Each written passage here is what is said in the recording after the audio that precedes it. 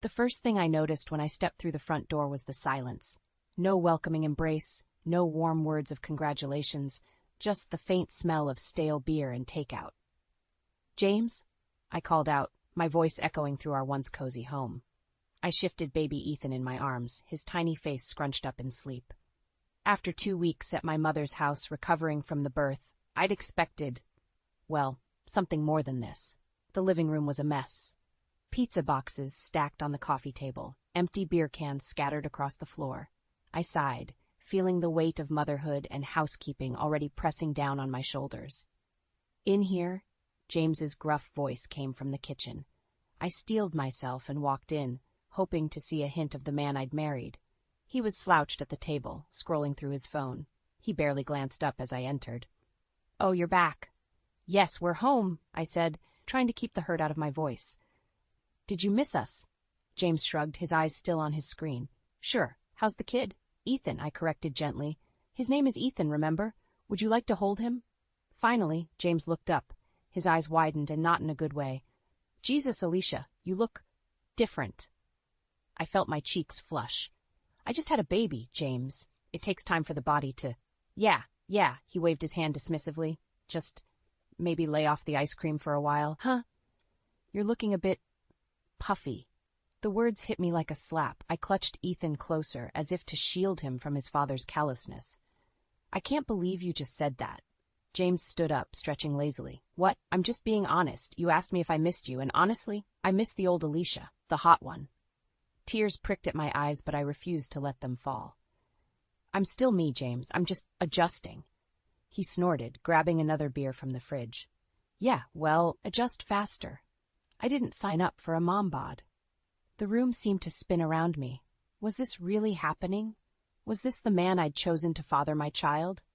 "I'm going to put Ethan down for a nap," I said, my voice barely above a whisper. "Maybe you could clean up a bit while I'm gone?" James just grunted, already back to his phone. I climbed the stairs slowly, each step feeling like a mountain. When I reached the nursery, pristine and untouched since I'd left for the hospital, I finally let the tears fall. "Oh, Ethan," I whispered, gently laying him in his crib. "I'm so sorry. I thought your daddy would be different." As I stood there watching my perfect little boy sleep, a strange feeling began to creep over me. It wasn't just sadness or disappointment. It was something darker, something I'd never felt before. Rage. How dare he? How dared James treat me like this after everything I'd been through? The sleepless nights, the pain, the fear. All to bring his son into the world. And this was how he repaid me?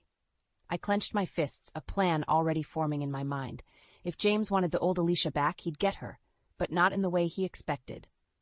"I promise you, Ethan," I whispered fiercely, "Mommy's going to fix this, and Daddy, he's going to regret ever taking us for granted." As if in response, Ethan's tiny hand reached out, grasping my finger. In that moment, I knew. This wasn't just about me anymore. This was about us. And I would do whatever it took to protect my son from a father who clearly didn't deserve him. The game was on, and James had no idea what was coming. I never thought I'd dread the sound of my own husband coming home, but here I was, tensing up at the jangle of keys in the lock. Ethan squirmed in my arms, sensing my anxiety. "Honey, I'm home," James called out, his voice dripping with sarcasm. I heard the thud of his briefcase hitting the floor, followed by the familiar hiss of a beer can opening. "In the nursery," I called back, trying to keep my voice steady. I just finished changing Ethan and was about to put him down for a nap. Heavy footsteps approached, and James appeared in the doorway, beer in hand. His eyes raked over me, and I felt myself shrink under his gaze. "Still wearing those maternity clothes, huh?" he said, taking a swig. "You know, most women are back in shape by now." I bit my lip, fighting back tears. "James, it's only been 6 weeks. The doctor said," he mimicked. "I'm starting to think you're using that as an excuse. Maybe you just like being fat." The words stung, but I forced myself to take a deep breath. "Can we not do this in front of Ethan?" James rolled his eyes. "He's a baby. He doesn't understand anything." He peered at Ethan, his lip curling slightly. "Though I gotta say, he's not exactly a looker, is he? Must take after your side of the family." Something snapped inside me. "That's enough!" I hissed, careful not to raise my voice too much. He's perfect, and if you can't see that, then maybe you need to take a good, that hard look at yourself. For a moment, James looked taken aback. Then his face hardened. Watch your tone, Alicia. I'm the one bringing home the bacon around here. The least you could do is try to look good for me. I placed Ethan in his crib, my hands shaking with anger. And what exactly have you done to help since we brought him home? Have you changed a single diaper? Gotten up for a night feeding? Hell, have you even picked up after yourself? James' face flushed red. That's woman's work. I didn't become a father to play housemaid. No, I spat. You became a father to criticize and belittle your wife and son. Well done, James. Father of the Year material right here. He took a menacing step towards me, and for a moment I thought he might hit me. Instead, he drained his beer and tossed the can on the floor. Clean that up, he growled. And while you're at it, maybe think about hitting the gym. I'm not asking for much, just for my wife to look like my wife again. With that, he stormed out, leaving me trembling in his wake. I heard the TV blare to life downstairs, some inane sports commentary filling the house. I sank to the floor, tears finally spilling over. How had it come to this? The man I married, the one who had held my hand through labor and promised to love me forever. Where was he? A soft coo from the crib caught my attention. I looked up to see Ethan watching me, his tiny face a picture of innocence. In that moment, something shifted inside me. I stood up, wiping my eyes. No more, I whispered to Ethan. Mommy's done being a punching bag. I pulled out my phone and dialed a familiar number. Mom? I said when she answered. I need your help with something. As I outlined my plan to Barbara, I felt a strange mix of fear and exhilaration. James wanted the old Alicia back? Fine. But he'd soon learn that you should be careful what you wish for. Are you sure about this, honey? Mom asked, concern evident in her voice. I looked at Ethan, peacefully drifting off to sleep, blissfully unaware of the storm brewing around him. I've never been more sure of anything in my life, I replied.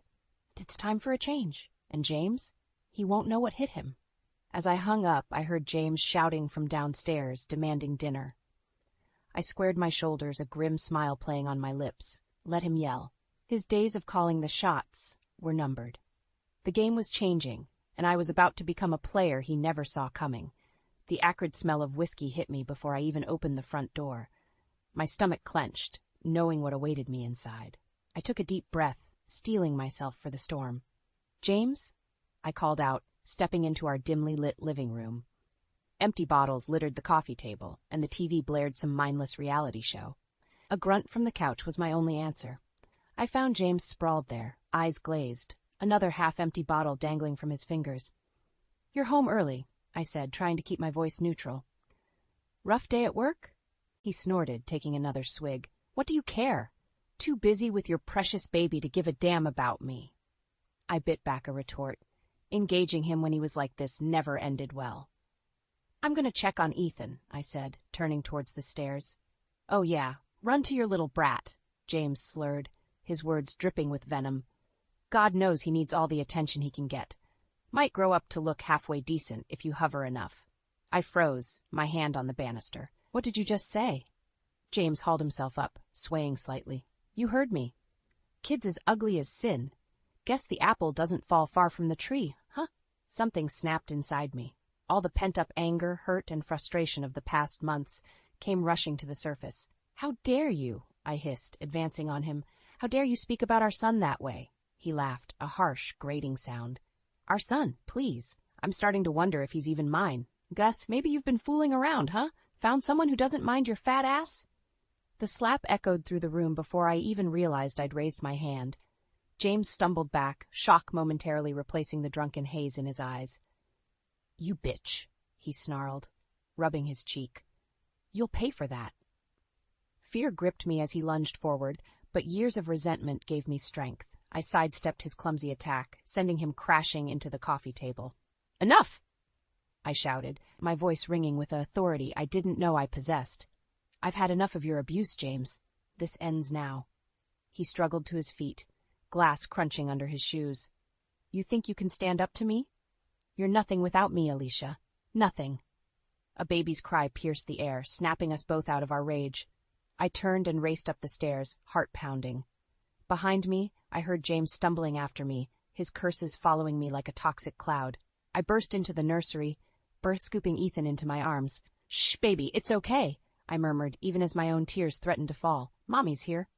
James appeared in the doorway, his face a mask of drunken fury. "Put him down," he growled. "This is between us." I clutched Ethan tighter, backing away. "Stay back, James. I mean it." He took a menacing step forward. "Or what? You'll slap me again? Go ahead. Give me a reason."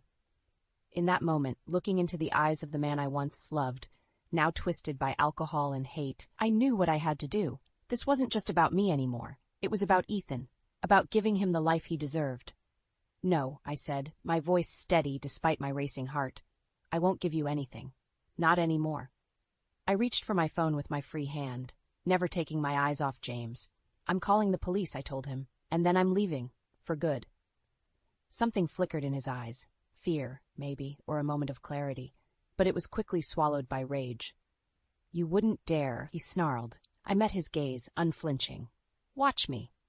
As I dialed 911, a strange calm settled over me. This was it, the point of no return. But as I held Ethan close, feeling his tiny heart beating against mine, I knew I was making the right choice. The game had changed. And this time, I was playing for keeps. The gym locker room echoed with the sound of my labored breathing as I stared at my reflection in the mirror. 3 months had passed since that fateful night when I'd finally stood up to James.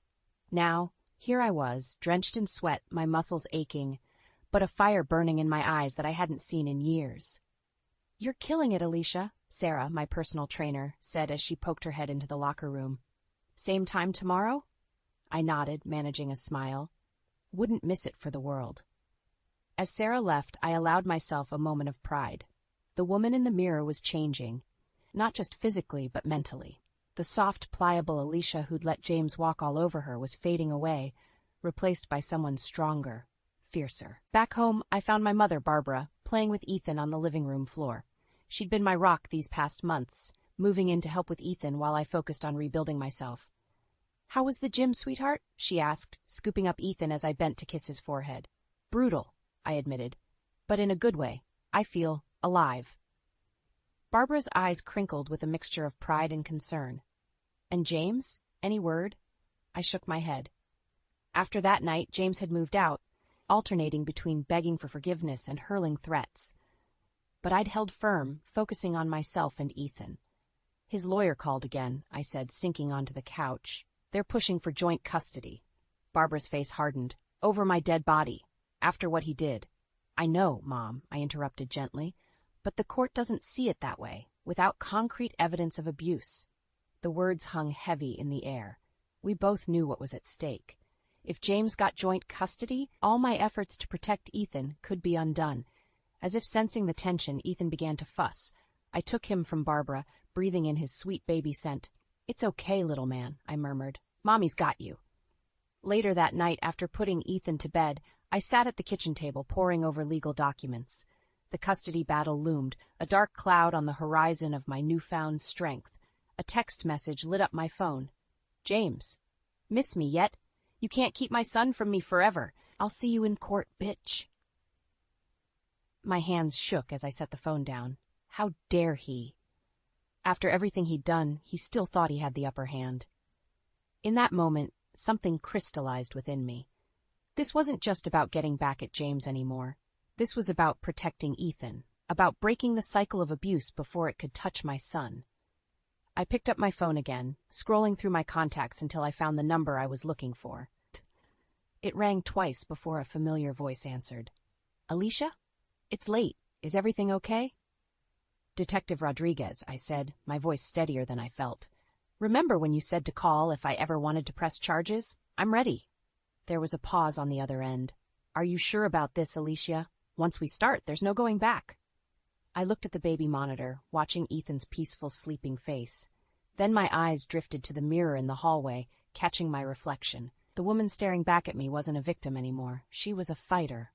"I'm sure," I said firmly. "It's time James faced the consequences of his actions, and I'm going to make damn sure he never hurts us again." As I hung up, a mix of fear and determination coursed through me. The path ahead would be hard, but I was ready. James wanted a fight. He was about to get one he'd never see coming. The game had changed, and this time I was playing for keeps. For Ethan. For myself. And for every woman who'd ever been told she wasn't enough. Watch out, James. The new Alicia is coming for you, and she's not holding back.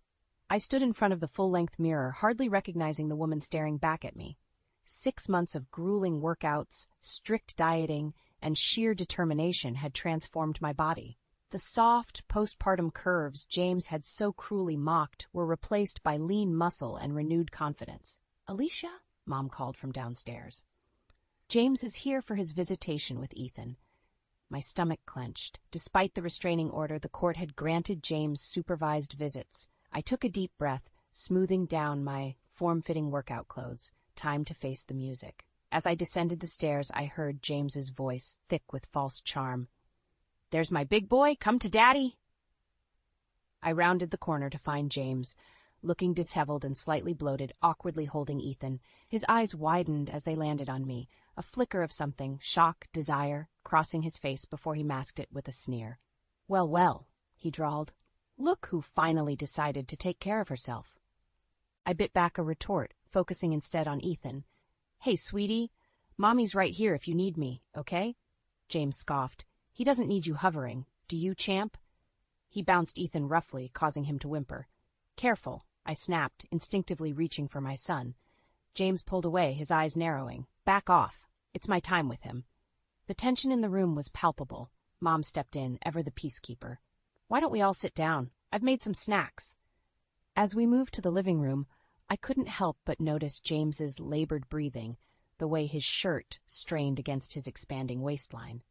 My secret weapon, weekly deliveries of high-calorie, irresistible treats to his apartment, was clearly working. James plopped onto the couch, immediately reaching for the plate of cookies. "At least someone in this house knows how to treat a guest," he mumbled through a mouthful of crumbs. I perched on the edge of an armchair, watching him like a hawk as he interacted with Ethan. Despite his bravado, it was clear he had no idea how to handle a baby. "So," James said, eyeing me over Ethan's head, "you've been busy, huh? Trying to relive your glory days?" I met his gaze steadily. "I've been taking care of myself, something you might want to consider." His face flushed red. "Watch it, Alicia. Don't forget who made you who you are." "Oh, I haven't forgotten," I replied, my voice low and dangerous. "I remember everything." The air crackled with unspoken threats. Ethan, sensing the tension, began to cry. James looked panicked, holding him at arm's length. "Here," I said, standing up. "Let me." "I said back off," James snapped, jerking away. In his haste, he lost his grip on Ethan. Time seemed to slow down. I lunged forward, my heart in my throat, as Ethan slipped from James's grasp. By some miracle, I managed to catch him just before he hit the floor. "Oh my God," Mom gasped, rushing to our side. I clutched Ethan to my chest, my whole body shaking. James stood frozen, his face ashen. "I didn't mean to," he stammered. White-hot rage coursed through me. "Get out," I hissed. "Get out now." "Alicia, please, it was an accident." "An accident," I exploded. "You could have seriously hurt him. This ends now, James. No more visits, no more chances. I'm calling my lawyer, and I'm going for full custody." James's face contorted with fury. "You can't do that. He's my son, too." "A son you just dropped," I shouted back. "Leave, James, before I call the police." For a moment I thought he might lunge at me, but then, deflating like a punctured balloon, he turned and stomped out, slamming the door behind him. As the echo faded, I sank to the floor, still cradling Ethan. Mom knelt beside us, her hand on my shoulder. "Are you okay, sweetheart?" she asked softly. I looked down at Ethan, his tiny fingers curled around mine, his eyes wide with trust. In that moment, I knew there was no going back. This wasn't just about revenge anymore. This was about protecting my child, no matter the cost. "No," I said, my voice steady despite the tears, threatening to fall. "But I will be. We both will be." As I held my son close, a steely resolve settled over me. James had no idea what was coming, but he was about to find out just how far a mother would go to protect her child. "Mommy, do I have to go?" Ethan's small voice quivered as I helped him into his coat. My heart clenched, but I forced a smile. "It's just for the weekend, sweetie. Remember what we talked about? Daddy misses you." 4 years had passed since that fateful day when James nearly dropped Ethan. Despite my best efforts, the court had recently granted James unsupervised weekend visits. The thought of Ethan alone with him made my stomach churn. A car horn blared outside. James, impatient as ever. "Come on, champ!" James called from the driveway, his voice overly cheerful. "We've got a big weekend planned." I walked Ethan out, my grip on his hand perhaps a little too tight. James stood by his car, a far cry from the fit man I'd married. Years of my special deliveries and his own neglect had taken their toll. He was easily 100 pounds heavier, his once chiseled face now puffy and red. "Hey, big guy!" James scooped Ethan up, grunting with the effort. "Ready for some man time?" Ethan nodded hesitantly, looking back at me. I swallowed hard, pushing down the urge to snatch him back. "Be good for Daddy, okay?" I said, kissing his forehead. Then, to James, my voice low and steely, "Remember, he has swimming lessons tomorrow at 10. Don't be late." James rolled his eyes. "Relax, Alicia. I've got this. Maybe if you weren't so busy at that gym of yours, you'd trust me more." I bit back a retort. My job at the fitness club had been a godsend, not just financially, but for my sanity. Plus, it gave me access to resources I needed for the next phase of my plan. As they drove away, I felt a familiar mix of anger and fear bubbling up. I needed to channel it, to stay focused. I headed to the gym, throwing myself into a punishing workout. Hours later, drenched in sweat and pleasantly sore, I checked my phone. No messages from James. I tried not to worry. He wouldn't dare mess this up, not when he was finally getting what he wanted. Sunday afternoon arrived with agonizing slowness. I paced the living room, checking the clock every few minutes. They were late. Very late. Just as I was about to call, I heard a car door slam. I rushed outside to find James struggling to get Ethan out of the car seat. "What happened?" I demanded, taking in Ethan's tear-stained face and James' disheveled appearance. "Nothing," James snapped. "Traffic was bad." But as Ethan ran to me, I noticed something that made my blood run cold, a small angry bruise on his arm. "Ethan," I said, keeping my voice calm, "but how did you get this bruise?" Before he could answer, James cut in. "He fell at the park. Kids, you know. Always getting into scrapes." Ethan looked up at me, his eyes wide and fearful. In that moment, I knew James was lying. "Go inside, sweetie," I said softly. "Grandma's waiting with a surprise." As soon as Ethan was out of earshot, I rounded on James. "What really happened?" James's face darkened. "I told you he fell. Are you calling me a liar?" "Wouldn't be the first time," I shot back. "If I find out you laid a hand on him..." "You'll what?" James sneered, stepping closer. "Face it, Alicia, you've got nothing on me. The court sees what I want them to see, a loving father who deserves time with his son." For a moment I saw red. All the pain, all the humiliation he'd put me through over the years came rushing back. But then something shifted. A calm, cold determination settled over me.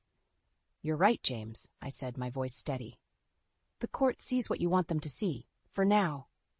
His eyes narrowed. "What's that supposed to mean?" I smiled, a predator's smile. "You'll find out soon enough. Enjoy your visitations while you can." As I turned to go inside, James called out, his voice tinged with uncertainty. "You can't take him from me, Alicia. He's my son, too." I paused at the door, looking back at the pathetic, bloated shell of the man I once loved. "Watch me," I said softly, and closed the door on his stunned face. Inside, I hugged Ethan close, my mind racing. The final phase of my plan was set. James had no idea what was coming, but he was about to learn a very painful lesson. The game was almost over, and I was holding all the cards. The quaint bell above the cafe door chimed as I stepped inside, my heart pounding beneath my carefully chosen outfit. James's parents, John and Kathy, looked up from behind the counter, their smiles faltering as they took in my transformed appearance. "Alicia," Kathy gasped, "is that really you?" I smiled, a predator's grin. "In the flesh. Thanks for agreeing to this little family gathering." John's eyes narrowed. "James said you had something important to discuss. He's on his way." As if on cue, the bell chimed again. James lumbered in, his face flushed from the short walk from the parking lot.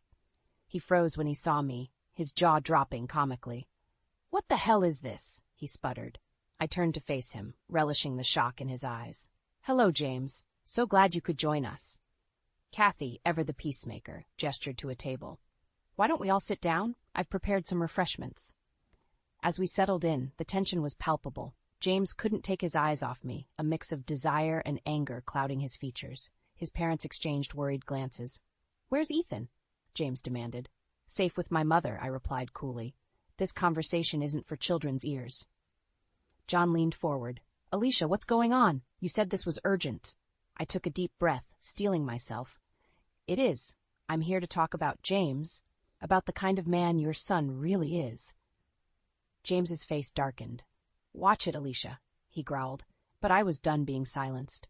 For years, I continued, my voice steady, James has been emotionally and verbally abusive. He's belittled me, mocked my appearance after giving birth to his child, and neglected his duties as a father. Kathy gasped, her hand flying to her mouth. John's brow furrowed in disbelief. That's ridiculous, James scoffed. Don't listen to her. She's clearly lost her mind. I pulled out my phone, my finger hovering over the play button. Would you like to hear it for yourself? The color drained from James's face as I played the recordings. His cruel words, his drunken rants, the sound of objects being thrown, all preserved in damning clarity. My God, John whispered, his face ashen. Kathy reached for James's hand. Sweetheart, is this true? James jerked away, his eyes wild. She set me up. She's been planning this all along. I met his gaze, unflinching. You're right, James. I have been planning to free myself and our son from your toxicity. I turned to his parents, my voice softening. There's more. Last weekend, Ethan came home with bruises. James claims he fell, but... You bitch. James roared, lunging across the table. His meaty hands closed around my throat, knocking us both to the ground. For a moment, panic seized me. Then years of training kicked in. I brought my knee up sharply, connecting with his soft underbelly. As he wheezed, I twisted, breaking his grip and pinning him to the floor. That's enough! John's voice boomed as he and Kathy pulled us apart. I stood, straightening my clothes, my composure intact. James sprawled on the floor, red-faced and panting. I'm pressing charges, I said calmly, for assault and for what he did to Ethan. I have photographs, medical reports, everything. Kathy sobbed quietly, while John looked at his son with a mixture of disgust and disappointment. James, he said, his voice heavy, is this who you've become? James struggled to his feet, his eyes darting around like a cornered animal. You can't do this, he wheezed. I'll lose everything. I met his gaze, years of pain and anger crystallizing into cold determination. You should have thought of that before you laid a hand on our son. As James crumpled, the fight finally leaving him, I felt a weight lift from my shoulders. The battle wasn't over. There would be court dates, custody hearings, and no doubt more of James's desperate attempts to maintain control. But standing there, surrounded by the wreckage of the life I'd once known, I felt something I hadn't experienced in years. Hope. The old Alicia was gone. In her place stood a warrior, a protector, a survivor, and God help anyone who tried to stand in my way. The courtroom fell silent as I approached the stand, my heels clicking against the polished floor. James sat at the defendant's table, a shadow of his former self, his expensive suit hanging loosely on his frame. Our eyes met briefly, and I saw a flicker of the old arrogance there, quickly replaced by fear. Mrs. Henderson, the judge said, you may begin your testimony. I took a deep breath, my hand resting on the thick folder of evidence I'd compiled over the years. Your Honor, I'm here today not just as James Henderson's soon-to-be ex-wife, but as a survivor of years of emotional and physical abuse. For the next hour, I laid bare the ugly truth of my marriage, the cruel taunts about my postpartum body, the neglect of our son, the escalating aggression that culminated in Ethan's bruises. With each revelation, I felt lighter, as if shedding the weight of secrets I'd carried for too long. James's lawyer tried to paint me as vindictive, a scorned woman out for revenge. But the evidence spoke for itself, the recordings, the photographs, the medical reports. Even James's parents, sitting stiffly in the gallery, couldn't meet my eyes. As I finished my testimony, the judge leaned forward. Mrs. Henderson, given everything you've endured, what do you hope to achieve here today? I straightened my shoulders, my voice steady. Your Honor, I'm not here for revenge. I'm here for justice and for protection. I want full custody of my son, and I want James to get the help he clearly needs. A murmur rippled through the courtroom. James's face contorted with rage, but a warning look from his lawyer silenced him. The judge nodded thoughtfully. And the divorce papers you've submitted? I allowed myself a small smile. Those are long overdue, Your Honor. As I returned to my seat, I caught sight of my mother in the audience, tears streaming down her face. She mouthed, I'm so proud of you, and I felt a surge of gratitude for her unwavering support. The rest of the proceedings passed in a blur. When the judge finally delivered her verdict, granting me full custody and approving the divorce, I felt a curious mix of elation and exhaustion. James, his face ashen, was led away in handcuffs to await sentencing for child endangerment. As he passed me, he leaned in and hissed, "This isn't over, Alicia." I met his gaze calmly. "Yes, James, it is." Outside the courthouse, surrounded by a flurry of reporters, I spotted John and Kathy hovering uncertainly at the edge of the crowd. I made my way over to them, my heart heavy but resolute. "Alicia," Kathy began, her voice trembling, We had no idea, all those years." John cut in, his face lined with shame. "We failed you, and we failed our grandson. Can you ever forgive us?" I took a deep breath, considering my words carefully. "It's not about forgiveness right now. It's about moving forward. Ethan will need his grandparents in his life. If you're willing to be there for him, really be there, then we can work on rebuilding." They nodded eagerly, tears in their eyes. As they walked away, I felt a chapter of my life closing. My mother appeared at my side, wrapping an arm around me. "Ready to go home, sweetheart?" Home. The word held new meaning now. Not a battleground, not a prison, but a sanctuary for me and my son. "More than ready," I replied, smiling. As we drove away, leaving the courthouse and the remnants of my old life behind, I felt a sense of peace settling over me. The road ahead wouldn't be easy. Single motherhood, healing from trauma, rebuilding my life. But for the first time in years, I was excited for the future. The woman who had entered that courtroom was not the same one leaving it. I was stronger now, wiser, unbreakable. James had tried to diminish me, to break my spirit, but in the end, he'd only fueled my transformation. I thought of Ethan waiting for me at home and smiled. We had a whole new life ahead of us, full of love, laughter, and endless possibilities. The game was over, and this time we had both won.